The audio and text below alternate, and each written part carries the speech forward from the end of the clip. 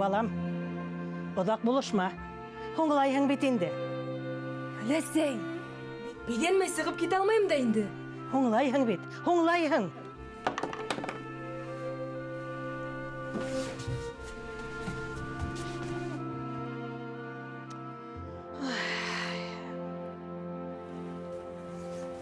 Ярай, Ләсей, мен кеттім.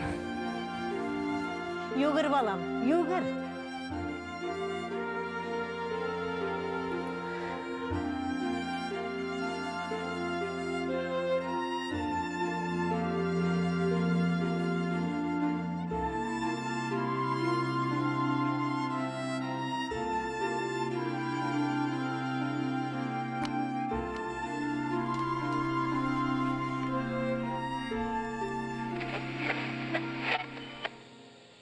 Мен қайтырмын, урамға сыққан бақсаға қара, тыңлай апрақтар тибірәп жаулауын, хатырла язғы зәңгәр күндәрді, рәхәтлік сұлғар яшілік ұлауын.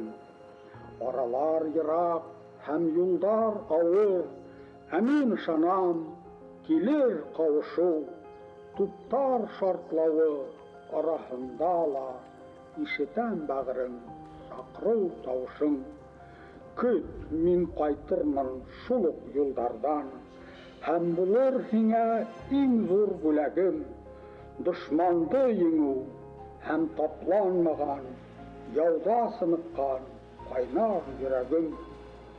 Қайғы бұлыты қаплап китмәһен, ұзақ күтілгән қауышу шатлығын, яшьлек сәскәһе шиңмәйсә булмас, хаҡла һөйөүҙең булмас сафлығын. Иртәнме, кисме барбер ҡайтырмын, дошман затынан таҙартып илде, үлемде аша атлап үтермен, еңеп ҡайтырмын, һағынып көт мине.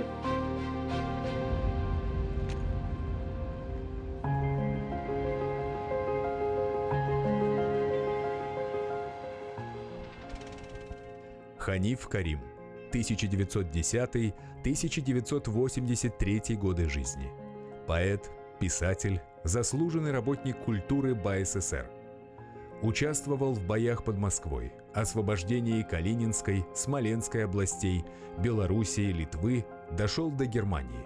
Во второй половине 1945 года служил на Дальнем Востоке.